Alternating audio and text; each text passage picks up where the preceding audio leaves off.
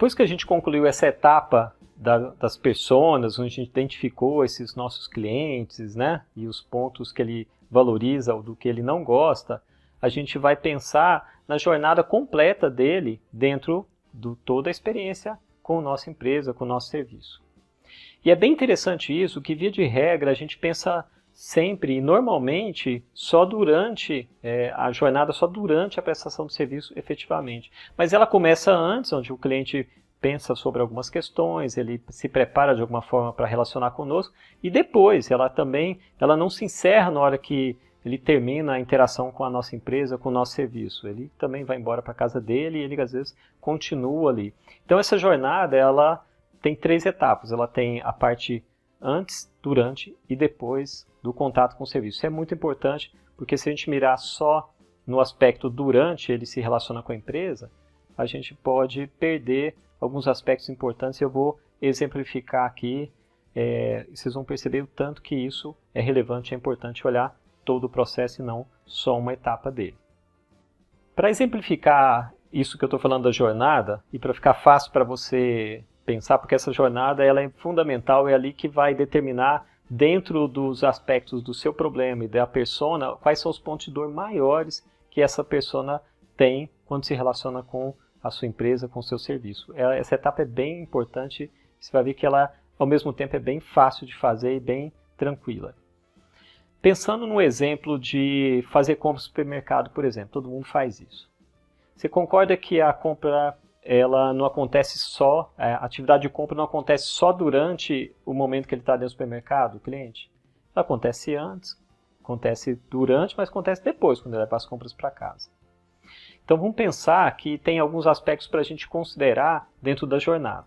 Então a jornada nós vamos separar em 3 grandes blocos, né? O antes, o durante e o depois. E aí a gente vai identificar alguns pontos, né, que deixam claro, né, pontos de contato ou pontos que determinam como que vai ser essa relação com o supermercado, por exemplo. Então, antes de eu fazer uma compra, eu vou lá fazer uma lista, por exemplo, né? Eu vou determinar aonde que é o supermercado que eu vou, qual o supermercado que eu vou, se eu vou de carro, se eu vou de Uber, se eu vou de ônibus, etc. Então, ou se eu vou a pé. Então, tudo isso determina o antes. Depois vem o durante, que tem uma série de aspectos que vão acontecer lá dentro do supermercado. Mas olha tanto que é interessante o antes, o durante e o depois dentro do que eu propus aqui. Se está chovendo, se o estacionamento é descoberto e eu vou parar o carro na chuva, a experiência vai ser ruim. Se está de noite, por exemplo, e eu vou parar o carro num local mais escuro, tem uma questão de segurança que eu posso não me sentir bem durante a compra. Eu nem entrei no supermercado ainda, mas já tem questões que eu tenho de me preocupar, que talvez a experiência do usuário, nesse exemplo que eu estou dando, ele não acontece só dentro da loja do supermercado, acontece ali no estacionamento, no trajeto, ele é longe, tem que pegar esse condicionamento, enfim, tem toda uma dinâmica para chegar lá que vai determinar a experiência de compra dele. Mas no momento que ele chega no supermercado, tem uma série de coisas que ele vai ter de considerar. Ele vai ter a experiência de encontrar os produtos, encontrar os preços deles. Aí tem um interessante que para a gente refletir também.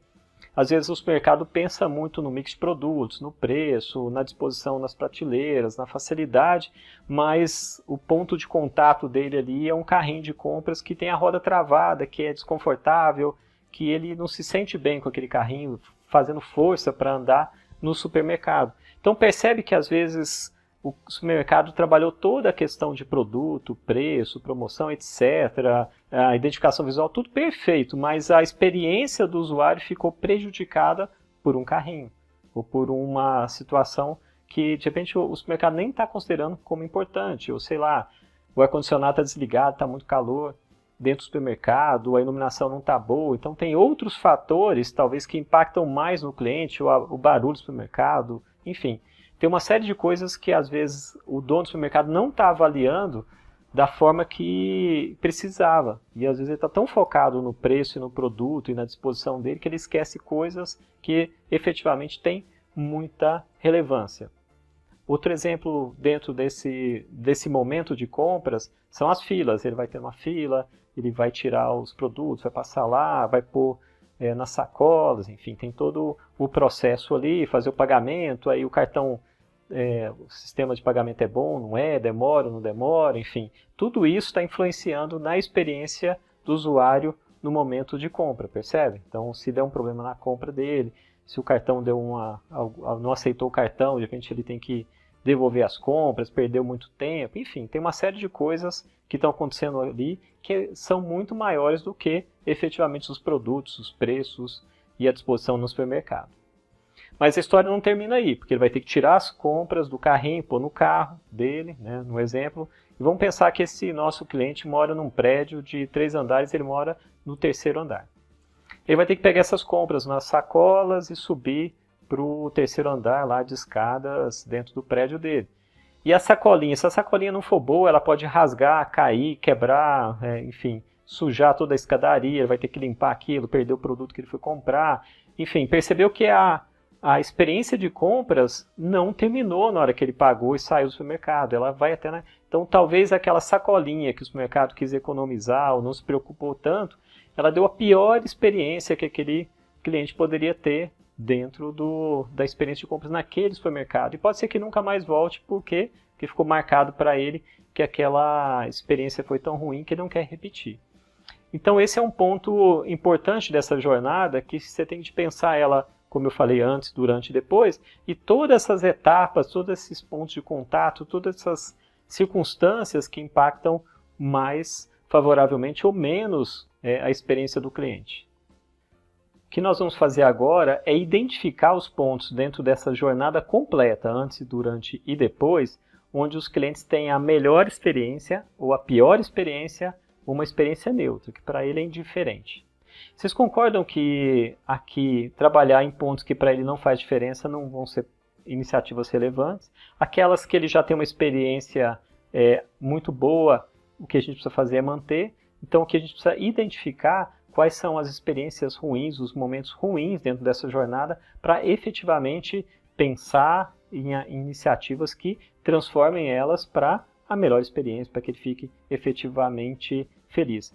Dessa forma, a gente pega dentro da jornada e vai identificando ponto a ponto. Cada etapa dessa, né, que o usuário ou o cliente vai se relacionando com essa experiência de compras e vai pontuando que ele foi feliz, que ele foi neutro, que ele foi insatisfeito. E aí você vai fazer uma linha completa com toda a jornada. E aí lembrando, né, por onde começar a inovar?